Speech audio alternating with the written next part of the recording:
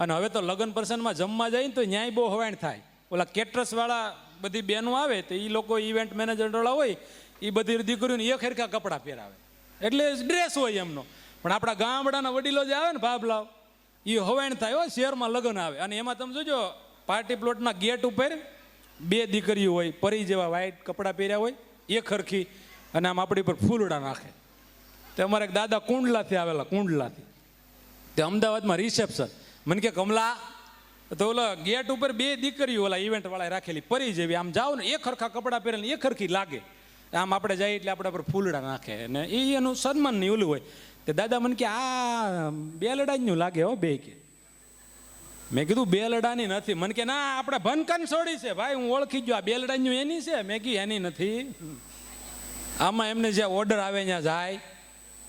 હમણાં તે કેટરસમાં એવું છું ને ભાઈ, કન્યાના બાપા ઇવેન્ટ વાળાને ખીજાણા કે ભાઈ રબડી હાવ ખાલી થઈ ગયો, અને આમ જો ગુલાબ જાંબુમાં એક જણો નથી જાતો, અને મારી આબરૂ જાહે, રબડી તળિયા જાટક થઈ ગઈ, કંઈક કર ભાઈ.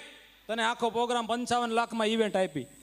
ઇવેન્ટ વાળાએ ફોન કાઢ્યો, મૂળજી કાકા રબડીમાં કોણ ઊભું છે? તો કે રવિના. તો કે ન્યા વાલજીભાઈ મુસળને મોકલો રબડીમાં, રવિના ગુલાબ જાંબુમાં જવા દો. ફોન મૂક્યા ને ગુલાબ જાંબુ તળિયા ઝાટકો. વડીલો કે ભાઈ ભાઈ રબડીનું કોઈ નામ ન હોય. ઓલો હોશિયાર ઇવેન્ટ વાળો હોય કે ન્યા તમે વ્યાજ આવી કે ગુલાબ, રબડીમાં તમે વ્યાજ આવી કે તળિયા ઝાટક થઈ ગયું કે. પણ મુંબઈ મારો પ્રોગ્રામ હતો ને તો એક નાના એક શેઠ હતા. તમે જોજો મુંબઈ વાળા ગુજરાતી બોલે, ગુજરાતી જુદી હોય, અને સુરતના સુરતી બોલે બહુ જુદી હોય. એટલે કીધું મારે સૌરાષ્ટ્ર પટેલ ભવન જવું હોય, હિડ્ડે હિડ્ડો જવા દે, નાકની દોડીએ હિડ્ડે હિડ્ડો, એ સુરતી છે. તે મુંબઈના શેઠને ત્યાં મારો પ્રોગ્રામ સ્નેહ મિલનનો, તો એ માયક લઈને મારું સન્માન કરવા આવ્યા. આપણે જોજો એ નાકમાંથી બોલતા હતા, અને શબ્દ જોજો એ રાઈટ બોલતા હતા, પણ અમુક જગ્યાએ ગોટે ચડી જાય. આપણે કમલેશભાઈ પ્રજાપતિનો ક્રિયાક્રમ રાખ્યો છે.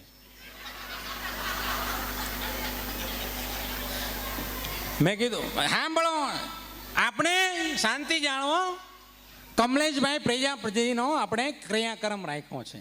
ગયા વર્ષે પણ આપણો એનો ક્રિયાક્રમ રાખ્યો હતો, પણ ગયા વર્ષે આપણે બરોબર એમનો ક્રિયાક્રમ કરી શક્યા નહોતા, સમય ઓછો મળ્યો હતો, આપણું ભાષણ લાંબુ ચાલ્યું હતું.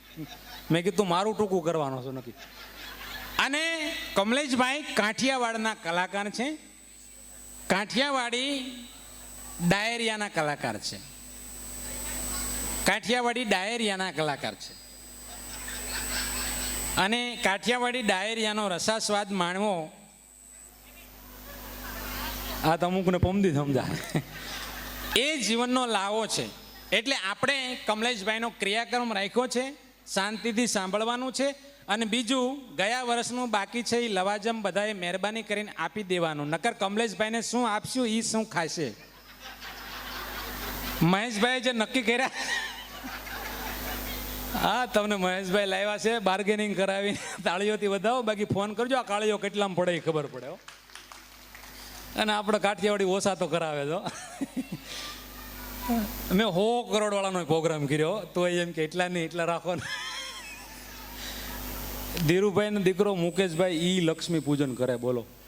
લક્ષ્મી માતાજી બોલ્યા કે મુકા હવે તું રહેવા દેવો. લક્ષ્મી લક્ષ્મી. આપણે કમલેશભાઈનો ક્રિયાક્રમ રાખ્યો છે, તો મહેરબાની કરીને લવાજમ ભરી દેજો, તો આપણે કમલેશભાઈને 2 પૈસા આપીએ અને એની પરગતિ થાય.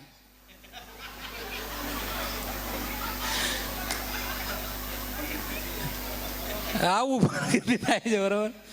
પણ વાત છેલ્લી સોના જેવી કે વડીલો 2 બગીચામાં બેઠા હતા, એક જ મિનિટની વાત જીવનમાં ઉતારા જોઈ, વડીલોને ગમશે. એટલે વડીલે કીધું કે અમારે દીકરીને લગ્ન કરવા છે, દીકરી રૂપાળી છે, સંસ્કારી છે, પણ છોકરાને 2 બંગલા હોવા જોઈએ, 2 ગાડીઓ હોવી જોઈએ, ગામડે હોવી કે જમીન હોવી જોઈએ, છોકરો ખેતી ન કરતો હોવો જોઈએ, દર શનિ રવિ ફિલ્મ જોવા લઈ જવો જોઈએ, હોટલમાં જમવા લઈ જવો જોઈએ.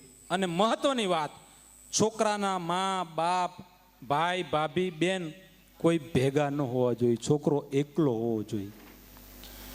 ઓલા દાદાએ કીધું કે તમારી કન્યાને જેવો છોકરો જોઈ, અમારા કુટુંબમાં એવો જ દીકરો છે.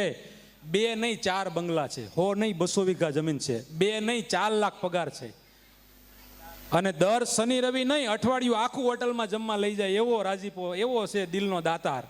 દરરોજ ફિલ્મ જોવા, ઘરમાં જ થઈ કે હોમ થિયેટર બનાવેલું છે. તો કે તો આપણે જલ્દી ભેગા થાય, દીકરા દીકરીની વાત કરી અને આપણે મીઠા મોઢા કરી. તો કે અમારા દીકરાની એક ડિમાન્ડ છે. એ કે શું? એ કે લગ્ન કર્યા પછી મારી હાળી, મારા હાળો, મારા હાહુ કે મારા સસરા કોઈ મારા ઘરે આવવા ન જોઈએ. ઓલા દાદાએ કીધું કે એમ થોડું હાલે અમારા સગા. તો કે એના બાપ ને એની માં જો તમારી દીકરી ન ગમતા હોય તો અમારા દીકરાને પણ તમારા દીકરીના માવતર ક્યાંથી ગમે? કહેવાનો સુર માતાઓ બહેનો, દીકરી હાહરે જાય ને એટલી ભાગશાળી દીકરી હોય છે કે ભાઈને મૂકીને જાય ને એટલે હગા ભાઈ જેવો દિયર મળે. મોટા ભાઈને મૂકીને જાવ ને એટલે જેઠમાં મોટો ભાઈ જોવાનો હોય. સાહેબ, માને મૂકીને જાવ ને એટલે હાહુ છે એ તમને મા રૂપે મળે, એમાં મા જોવાની હોય. અને હાહરા છે એ બાપને મૂકીને આવો એટલે તમને સસરા મળે. જે દીકરી આ પરિવાર, આખા કુટુંબને પોતાનો પરિવાર માને ને તો એની ભાભી એના મા બાપને હાંચવે. સાહેબ, આ સમજવું પડે. પણ બધુંય તમે જોજો મળે. મા મૂકે સામે હાહુ મળે, પપ્પાને મૂકે સામે સસરા મળે, હગા ભાઈના બદલામાં સામે દેર મળે, હગી બેનને મૂકે એના બદલામાં સામે નણંદ મળે. આ બધી વસ્તુના બદલામાં કંઈક મળે, પતિના બદલામાં કાંઈ નહીં. પતિ મફતમાં મળે. હવે મને કહો, મફતમાં મળે ની કાંઈ કિંમત હોય? વહેલા આવજો પાછા, મન ફાવે તે દોડ્યા જ આવે તે. આપણી કાંઈ કિંમત ન હોય. એનું કારણ કે આપણે એમને હાવ મળ્યા છે. પણ પગને સતાવે એવી કોઈ પાયલ નથી, બે પંક્તિ રખવાથી કોઈ શાયર નથી. આ તો દુનિયામાં રહીને હસે છે લોકો, બાકી એવું દિલ બતાવો જે ઘાયલ નથી. સાહેબ, કાયમિકના માટે જીવનમાં હંપ રાખજો. એક વાત, સમય ઘણો થઈ ગયો, પ્રસંગ નથી કહેવાય એમ, પણ ટૂંકમાં કહી દઉં. જે દેશમાં લોખંડી પુરુષ વીર વલ્લભભાઈ પટેલ, સરદાર વલ્લભભાઈ જેવો, આ પ્રસંગ તમારા બધાને ગમે છે મને ખબર છે, પણ હવે સમય ઘણો થઈ ગયો. બહુ વાયરલ છે એ વાત મારી કે સરદાર પટેલ સાહેબ ન ભૂતો ન ભવિષ્યથી, Sardar Vallabhbhai Patel statue of unity વિશ્વમાં ન હોય એવું સૌથી મોટું સ્ટેચ્યુ કેવડિયામાં જે સરદાર વલ્લભભાઈ પટેલનું બન્યું. મને કહેવાનું મન થાય કે આવડી મોટી પ્રતિમા સરદાર વલ્લભભાઈ પટેલની કેમ બની ખબર? સરદાર વલ્લભભાઈ પટેલ જ્યારે દેશના ગૃહપ્રધાન હતા, નાયબ વડાપ્રધાન હતા, અને ત્યારે સરદાર વલ્લભભાઈના પટેલના દીકરા મણિબેન, દીકરી, અને મણિબેનના હાડલામાં ભાતે ભાતે થીગડા હતા. સાહેબ, કેવો વીરવર પુરુષ, લોખંડી પુરુષ સરદાર વલ્લભભાઈ પટેલ, ભાતે ભાતે થીગડા. અને મહાવીર ત્યાગી નામના વ્યક્તિ આવીને કીધું કે સરદાર, મણિબેન તમારી દીકરી છે ને આ દીકરીના હાડલામાં ભાતે ભાતે થીગડા. ત્યારે સરદાર વલ્લભભાઈ પટેલ એટલું બોલ્યા હતા કે ગરીબ બાપની દીકરી છે, અને ગરીબ બાપની દીકરીના હાડલામાં થીગડા ન હોય તો બીજું શું હોય? સાહેબ, દેશનો ગૃહપ્રધાન, નાયબ વડાપ્રધાન સરદાર વલ્લભભાઈ પટેલ હતા. ત્યારે સરદાર વલ્લભભાઈ પટેલના ચશ્મામાં એક બાજુ દાંડલો અને એક બાજુ દોરો બાંધેલો હતો. સાહેબ, આટલી એની ઈમાનદારીની ખુમારી. બીજું તમને કહો, અમદાવાદ આવો, શાહીબાગ સરદાર પટેલ સ્મારક ભવન છે અમદાવાદમાં, આવો તો દીકરા દીકરીને બતાવજો. થોડાક વર્ષો પહેલાની વાત કહું છું, ઓટો રિક્ષામાં એક માજી આવે અને રોજ સરદાર પટેલ ભવન સ્મારક જાય, ઓટો રિક્ષામાં બેહે. એક દી બન્યું એવું કે માજી હાલીને જતા હતા, રિક્ષાવાળો ઓળખી ગયો કે બા રિક્ષામાં બેસી જાઓ. તો કે નહીં ભાઈ, આજ મારે રિક્ષામાં નથી બેહવું. તો કે બા કેમ? તો કે આજ મારી પાસે ભાડાના પૈસા નથી, આજ હું હાલીને જાઉં. રિક્ષાવાળાએ કીધું કે બા કાંઈ વાંધો નહીં માતાજી, વિનંતી કરું તમારી પાસે ભાડાના પૈસા ન હોય તો નહીં, કાંઈ વાંધો નહીં, રિક્ષામાં બેસી જાઓ, મારે તમારી પાસે ભાડું નથી લેવું. ના બાપા, વગર ભાડે મારે તારી રિક્ષામાં નથી બેહવું. રિક્ષાવાળા એમથી કહો, ઓહો, આવી પ્રામાણિકતા આ ઉંમરે, આ માતા, આ જગદંબામાં, આ સ્ત્રીમાં. પણ રિક્ષાવાળો જાતો જાતો એટલું કહી દો કે માં એક વાતનો જવાબ આપો ને, કે આ ઉંમરે લાકડીને ટેકે ટેકે રોજ અહીંયા ક્યાં આવો છો? તો કે અહીંયા હું સરદાર પટેલ ભવન છે ને ત્યાં આવું છું. કેમ? તો કે મારા બાપને મળવા આવું છું. બાપને મળવા આવું છું. રિક્ષાવાળો સમજો નહીં. બાપને મળવા એટલે? તો કે હું સરદાર વલ્લભભાઈ પટેલની દીકરી મણિબેન પોતે છું. સાહેબ, જેના બાપ દેશનો નાયબ વડાપ્રધાન હોય ને દીકરી પાસે રિક્ષા ભાડાના પૈસા ન હોય અને ઈમાનદારીથી ભાડા વગર કોઈની રિક્ષામાં ન બેહે, એના સ્ટેચ્યુ ઓફ લિબર્ટી દુનિયામાં આવડી મોટી પ્રતિમા બને છે. સાહેબ, બાકી 5 વર્ષ પ્રમુખ રહીને દીકરા ઓડિયું ફેરવે ને એના પૂતળા હળગાવવાના હોય, એની પ્રતિમા ન બનાવવાની હોય. સાહેબ, ન ભૂતો ન ભવિષ્યથી સરદાર વલ્લભભાઈ પટેલના જીવનમાં યાદ રાખવા જેવા સૂત્રો. સરદાર વલ્લભભાઈ પટેલને તમે માત્ર ને માત્ર એક લોક નેતા માન્યા છે. સરદાર સાહેબના જીવન ચરિત્ર પર મેં અનેક વાતો કરી છે. સરદાર સાહેબે દીકરીઓને પણ શિક્ષણ આપ્યું છે, સુવિચારો આપ્યા, દીકરાને કેમ જીવન જીવવું, કુટુંબમાં કેમ જીવવું, પરિવારમાં કેમ જીવવું, સમાજ સેવક કેવો હોય, ખેડૂત કેવો હોય. અરે ઘરમાં કલેશ થતો હોય ને તો એ કલેશ કેમ મટાડવો એ સરદાર વલ્લભભાઈ પટેલે શીખવાડ્યું છે. સાહેબ, અનેક ચરિત્રો, અનેક વાતો સરદાર વલ્લભભાઈ પટેલની મેં કરી છે, પણ અનેક સુવિચારોમાંના 3 સુવિચારો કાર્યક્રમના અંતે તમને કહેતો જાઉં છું. સરદાર વલ્લભભાઈ પટેલે આ દેશના યુવાનોને કીધું કે સાચું કહેવાની હિંમત રાખો, ગમે ને જાઓ સાચું બોલો. સાહેબ, આપણે ક્યાં કોકના હાય જીવવું, સાચું કહી દેવાનું કોઈ પણ જગ્યાએ. ન ગમે તો મુબારક, સાચું કહેવાની હિંમત રાખો, કાળજુ સિંહનું રાખો, અને ત્રીજી વાત, ઘરની વાતને ઘરમાં રાખો, ઘરની વાતને ઘરમાં રાખો. સાહેબ, આ સરદાર વલ્લભભાઈ પટેલના અનેક જીવનના એવા સૂત્રો અંતે મને યાદ આવ્યું. આ વીરવર પુરુષને હમણાં 31 ઓક્ટોબર સરદાર પટેલ સાહેબની જન્મ જયંતિ આવે છે. 3 મહિનાની વાર છે. સ્ટેચ્યુ ઓફ યુનિટી ઘણી વાર હું સરદાર સાહેબને વંદન કરવા જાઉં છું. ત્યાં એક બેન ગાઈડ હતા, કલાકાર તરીકે અમને સરું બધું બતાવતા હતા. કલાકાર છે એ તો બધા માનપાન આપે.